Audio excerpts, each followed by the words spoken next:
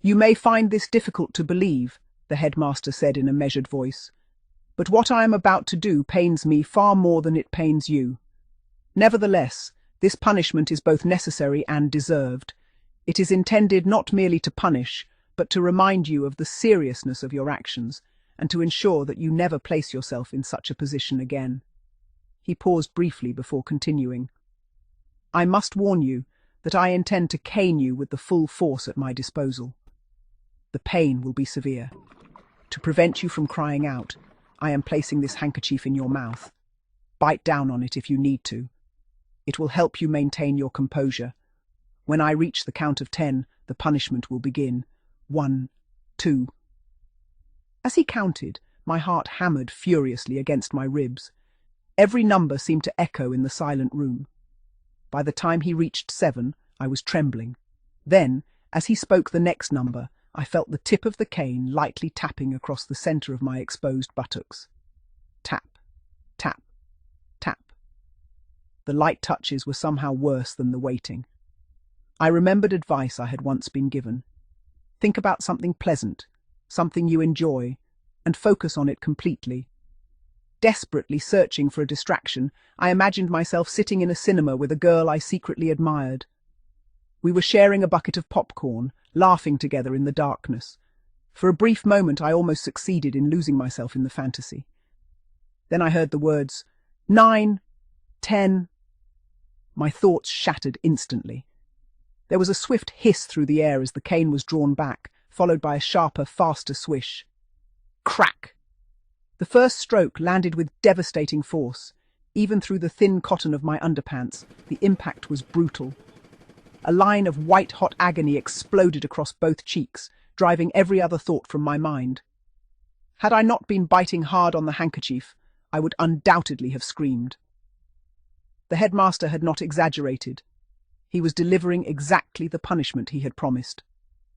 I twisted helplessly, every muscle tensing as the fiery pain spread through my entire backside. The burning sensation seemed to grow stronger with each passing second.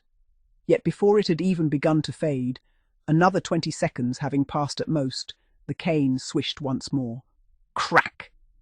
The second stroke struck almost exactly across the same area.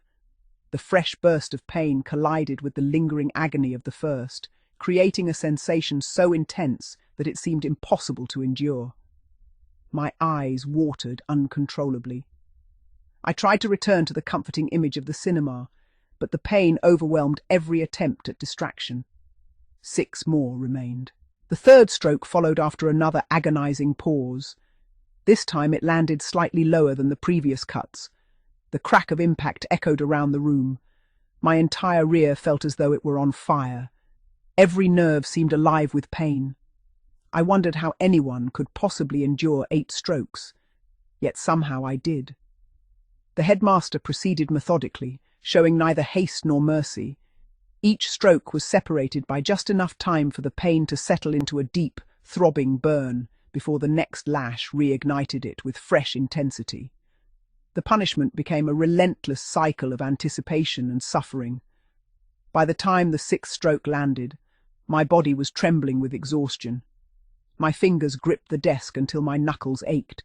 Every breath came in short, uneven gasps through the handkerchief. Then came the 7th. The cane descended lower than before, striking the point where the buttocks met the upper thighs. Unlike the previous cuts, this area was not protected by even the thin layer of cotton. The cane bit directly into bare skin. The result was immediate and devastating. A surge of pain unlike anything before shot through me. My eyes squeezed shut. Every instinct screamed for the punishment to end. Determined not to think about the final stroke still waiting for me, I concentrated fiercely on my imagined cinema. I pictured the girl leaning closer, smiling, speaking softly in the darkness. I clung to the image as though it were a lifeline. For a moment it helped. The headmaster deliberately delayed before delivering the last stroke. The extended pause seemed designed to heighten the anticipation and prolong my discomfort. The silence stretched on endlessly. Then, at last, I heard the familiar swish. Crack! The eighth and final stroke landed with tremendous force. Even through the haze of pain and exhaustion, I knew it had been delivered with every ounce of strength the headmaster could summon. When it was over, the room fell silent.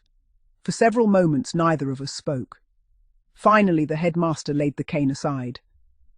"I must say, Spockings," he said, his voice returning to its usual calmness, "you accepted your punishment remarkably well." He stepped back and gestured towards the adjoining door. "Now go to my washroom and change back into your uniform. After that, return directly to your classroom." He paused briefly before adding, "I trust I shall never have cause to punish you in this manner again." Still shaken and sore, I slowly straightened up. Every movement reminded me of the ordeal I had just endured, yet beneath the lingering pain was a profound sense of relief. At last, it was over.